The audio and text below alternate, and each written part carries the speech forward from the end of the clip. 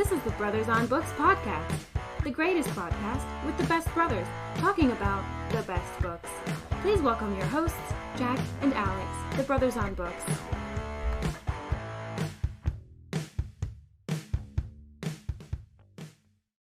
What it do? This is the Brothers on Books podcast, where we find great books that will give you real value and actionable steps and have fun in the process.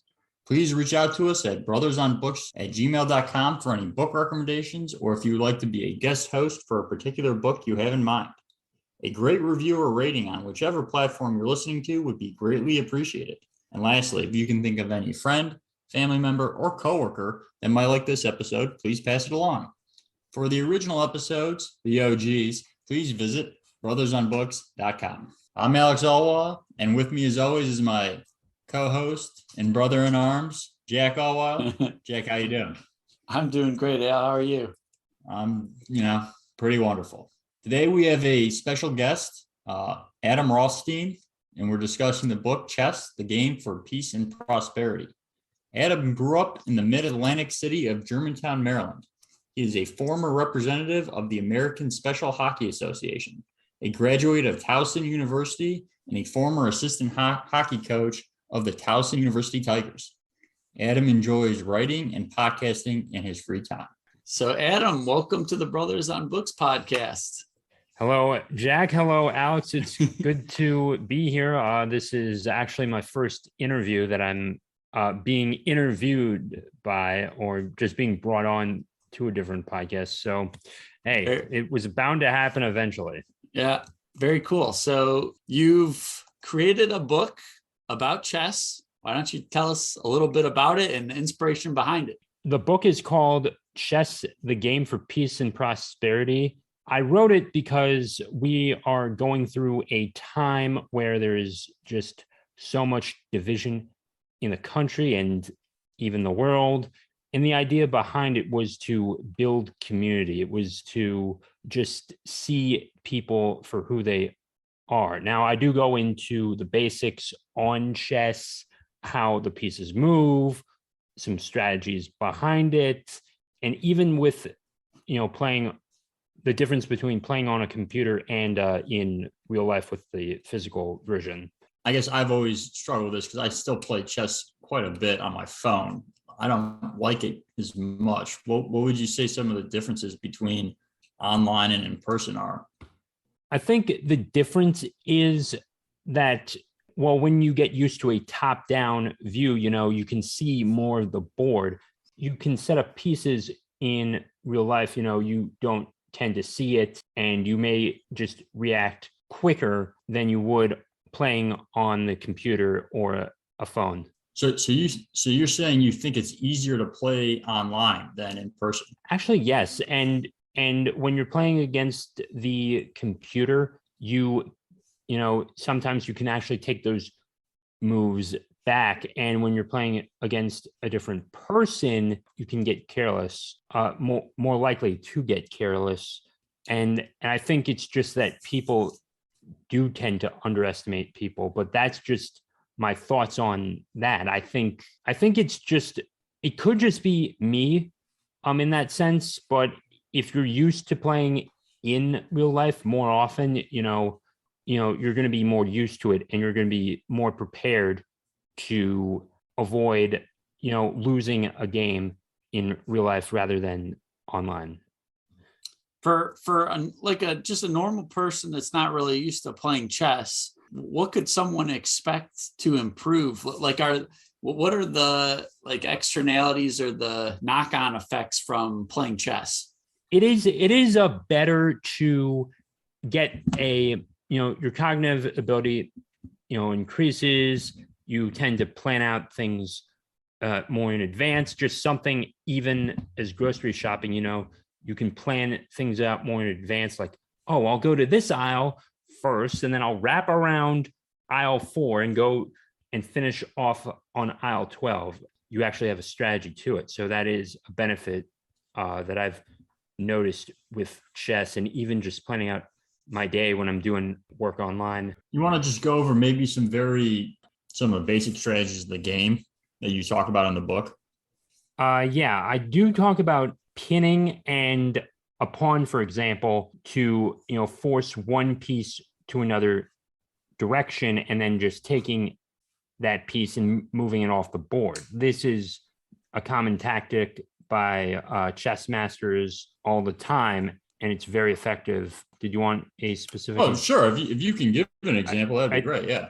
Okay. So let me just start with the bishop. All right. You take a pawn out and where the bishop can move out. And then from there, you take it out and you put it ahead of one of the other pawns. And if anyone tries to take it, you have a pawn already ready to go and knock out that piece if your opponent takes that bishop. Okay, so here's a question for you, Adam. What are your thoughts on speed chess? Speed chess. I did not talk about speed chess in the book, but certainly with timing, I don't particularly like that. I do like to take my time with it as well. Now, I have played with a timer online. I've never played with the clock and then just hitting the button and then just having it go back to the other person. Never did that. But personally, if you really do want to get into it, it's great for like really thinking it through, but you really need to be up for the task in order to play the game that way. I've recently been seeing these girls. I think they're the Bodez sisters on YouTube. Is there anyone you watch on YouTube? Anyone you like kind of follow? If someone were starting out, they could watch on YouTube. There is. I have not seen any chess YouTubers at all. I say just, you can YouTube some of the strategies. If you do find a chess blogger or a chess podcaster, definitely they would certainly be a good resource for those beginners. I'm not a chess podcaster. I'm a hobby podcaster, but it's those people that can make a difference and actually just, help those beginners right away. And feel free to pick up a book on just getting started as well, because reading is still a powerful tool. I remember when we were starting playing chess, the Bobby Fischer book was pretty good, where it shows you the board and it says, find checkmate in 2 moves or find 5 moves. Yeah. It's pretty cool book. Chess.com has something similar to that with like part of the board, and then they have the knight and the queen or something, like the opposing knight, and then just checkmate in 2 moves or something, and that just makes the difference, and that certainly helps you out before you go in and play a regular game. Very cool. How often are you playing? Not that often anymore. This has certainly been eating up my time, and I still have a business to run. So unfortunately, it is not been optimal time, but I definitely do find time when I'm with my friends or I'm off work long enough where I will actually sit down with someone and play a game, whether it's with my friends or whoever. So were you part of the competitive chess scene, or were you just always like a hobby chess player? I was always a hobbyist. Yeah, we used to, our mom used to take us to there was a grocery store that would host chess. Was it like a Tuesday nights? Tuesday night, 6:30. Yeah. It's kind of fun. Mr. Silver, he came into at least my elementary school and then taught the entire class how to play. Do you mind if I just tell you my experience? Go for it. I started playing chess at 8 years old. I would take lunch breaks, and this was in elementary school. So we would play games. We'd learn the basics. Never actually could complete a full game because lunch was only like 40 minutes long. Yeah, but I actually do think I might have completed 1 or 2 games back in 3rd grade, but it was a long time ago. It's like 19 years ago. Let's just say that. It's like, nearly 2 decades ago. It's crazy how old you get. So are you, do you still play chess with friends? I still play chess with friends. So Adam, do you do that chess with friends or not really? Yeah. I've done texting chess, which is probably the worst because like you can take so long to play those games, and it's like, and oftentimes I'll just forget about it as well. Like, and that's, and a benefit to actually playing in real life is that, you know, you're not going to forget about it. It's right in front of you. It's not a text, and it's not like you can just turn off notifications in real life. It's happening now, sort of thing.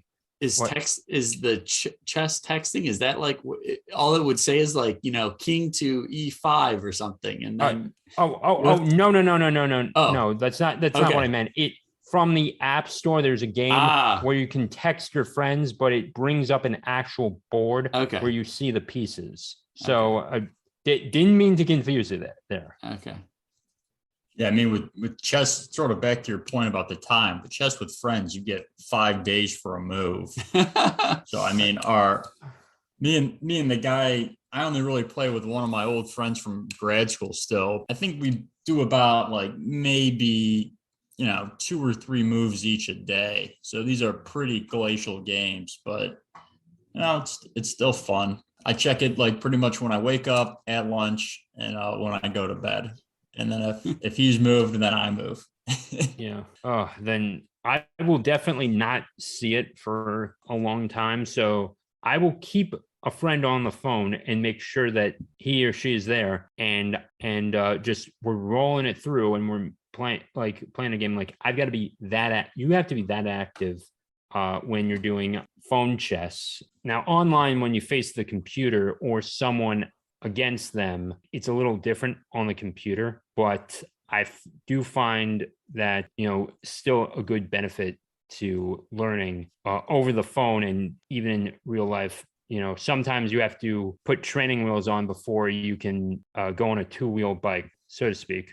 Very, very true. Yeah. I mean, I don't even remember my chess with friends name, but it would be fun if we would post our chess with friends names, and then people can challenge us. The benefit of not doing it online is that you actually can have a cup of coffee and you can have that full conversation with that person, and you gain a new perspective when you do it with strangers. When you get out into the community and you meet your neighbors, meet those in your community, I'm glad that we're able to do this podcast the way we're doing it. And I don't think I would have never came across you guys any other way without Podmatch. So that is a benefit, but you know, we do lose that human connection when we're shaking hands, when we're out there and just being with someone and learning about them. It's a different experience. Absolutely. So are you taking like a chessboard to like a Barnes and Noble and just posting up and challenging people, or how's it? I am not. I've definitely looked at Meetup, and it's been a while since I've actually played a game of chess. Remember, I'm just so busy, but I'm just recommending this to everyone because I think it's just better, you know, have a meeting of the minds and just get those different perspectives. And it makes for a more peaceful world. Okay. On the meetups, were there, for like the chess meetups that you looked at, were there like divisions by skill? I mean, because chess is one of those things that I enjoy playing, but I would say I'm a decent player for someone who doesn't play a lot, but I would get destroyed by someone who's good. So I don't know. I would maybe be a little self-conscious to go to like a chess club and just get beat out of the building by a bunch of people. I haven't noticed any difference on skill. Now I have noticed like meet here at this coffee shop, and it doesn't matter your skill level, will help you out. I've seen those more specifically, but I've not seen anything in regards to skill necessarily, and it's nothing in regards to a skill. Trying to think. Do you have a beverage of choice when you sit down for a game of chess? Coffee. Coffee is my go-to thing. I do love it, and I'm addicted. I'm already up to 2 cups a day. It's like back in like early 2020, I was still drinking green tea, and when we went into quarantine, everything just changed, and honestly, I would rather take water and just non-caffeinated tea. Like it's a drug, but but coffee definitely brings the best out of people, and it definitely connects people as well, because we go on coffee breaks at work. We used to spend time with people, and it is good to drink, whether you add cream or sugar or just take it black. Okay. Chess beverage from Mr. Rothstein. I'm a matcha man. I'll always be a matcha man. I haven't been able to get into the coffee. What about you, Al? I mean, I unfortunately drink Coke, which is not great. I don't drink coffee, and I try not to drink the matcha. But green tea I like, just most teas in general. Alex, I did want to pull up that meetup, so I actually just looked it up online. There is a speed chess event that I found, at least in my area, and then there's like elementary chess tournament as well, but I've never seen anything like specific to adults, or years of experience, if that's what you were asking. So I just wanted to clarify that from earlier. Yeah, I mean, I was sort of just, I would consider myself almost like sort of what you said, like a hobbyist, a casual player. I know what the pieces do. In my head, I can kind of figure out some strategy, but I don't have like intricate patterns memorized where I can think like 5 to 7 moves ahead. So, I would be looking for other people that were like also just casual players that just wanted to hang out and play. But I would assume that most people that were trying to set that up would be very good. And it would probably not be, in all competitions, that thing, right? Like if you have the same skill level, it's fun regardless of the skill level. But if the skill levels are not matched, it becomes very not fun. Do you mind if I go into the audiobook version of this? Sure. Yeah. Now the audiobook version was only 40 minutes long. I put it out everywhere I could with Findaway Voices, and it's that reach that I wanted to get with other people, rather than just put it on Amazon or Barnes and Noble. There's many different platforms that you can reach someone with, and for those of your listeners and those that will come on to your podcast, I do want to give them the advice that you should create an audiobook in terms of just, maximizing revenue and maximizing reach, because there are about 4 dozen audiobook platforms where your audiobook could go. And it's like, I'm not going to name them all, but think about that. There are nearly 4 dozen apps you can reach anyone with, and even if you don't get on, let's say, Audible's algorithm, like you're not there at the top, you could still go to like Biblioteca audiobooks or Chirp, and you could still have, that those algorithms could help promote your audiobook and let it be seen by other potential customers. So did want to leave with that. I did want to make sure I got that in there. What's the go ahead, Al. I was just going to say, did you read yourself? Did you read for yourself for your book? Yes. I even, and if you can pass the ACX guidelines, and just modify it with Audacity, you can certainly get it published everywhere else.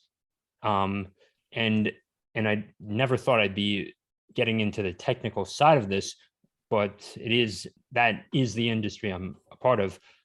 You definitely need the MP3 file and have a constant bit rate and all that stuff.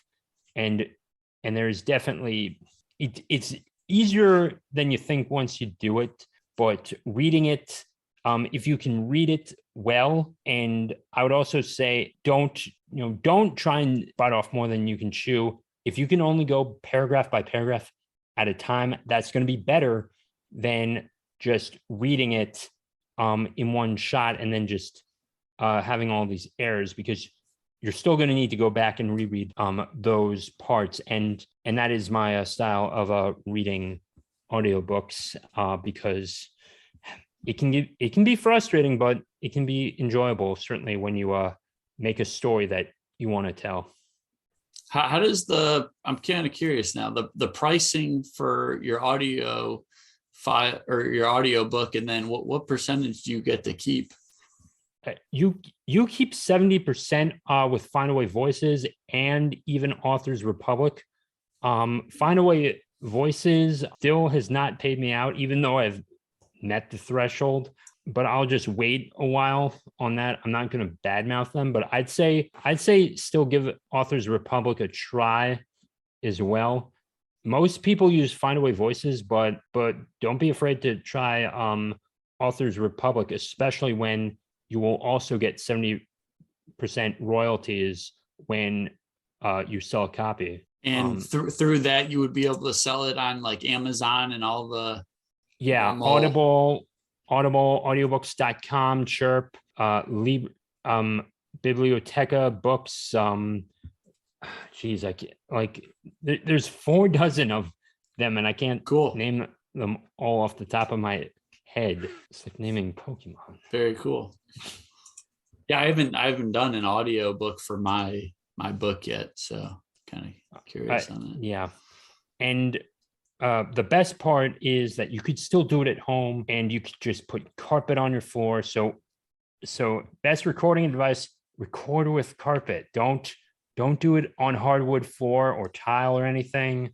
Carpet is better, and just be sure to put a lot of stuff in there to insulate the sound, and so that it comes out a better audio file. So carpet is key. Al, do you have any closing thoughts? Just this has been an interesting talk, and I think I'm going to try and go search some meetups for some chess groups over here. Maybe try to get back into that social. Try and find some social connection through that.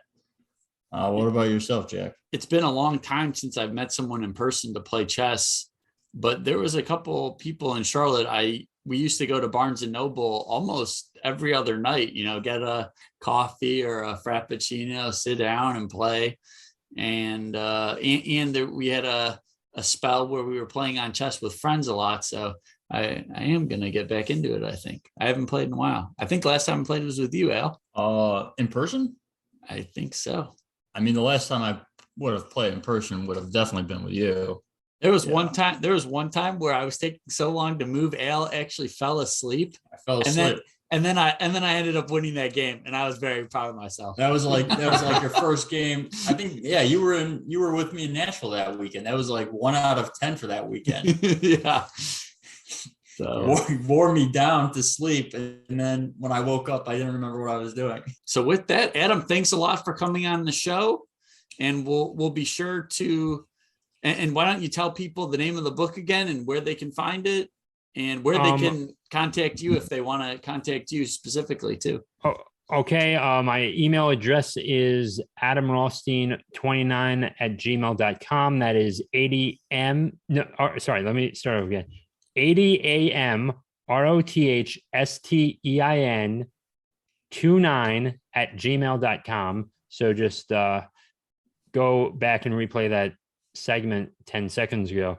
And you can check out my website, rothsteinvoiceovers.com, and you can download it from there. And I charge $3.50 for that. And you can find that audiobook wherever audiobooks are sold. Audible, you can do it on audiobooks.com, sure. Biblioteca, and wherever you're getting your audiobooks from. So definitely the audiobook version was something I was really proud of. And there is a power to also listening to an audiobook as well, because sometimes some people don't have enough time to read a book, and I get it. You're commuting, and it's and I made it 40 minutes because typically people go into work, travel, and 40 minutes is, the perfect time, to come back if they need to pause it, or just or they could listen to it in one shot if they're like traveling across the state, for instance, for 40 minutes. Great. Yeah. Well, Adam, thanks again, bunches. And with that, please reach out to us at brothersonbooks@gmail.com for any book recommendations, or if you would like to be a guest host, for a particular book you have in mind, a great review or rating on whichever platform you're listening to this would be greatly appreciated. And lastly, if you can think of any friend, family member, or coworker that might like this episode, please pass it along. For the original episodes, the OGs, please visit brothersonbooks.com. With that, goodbye.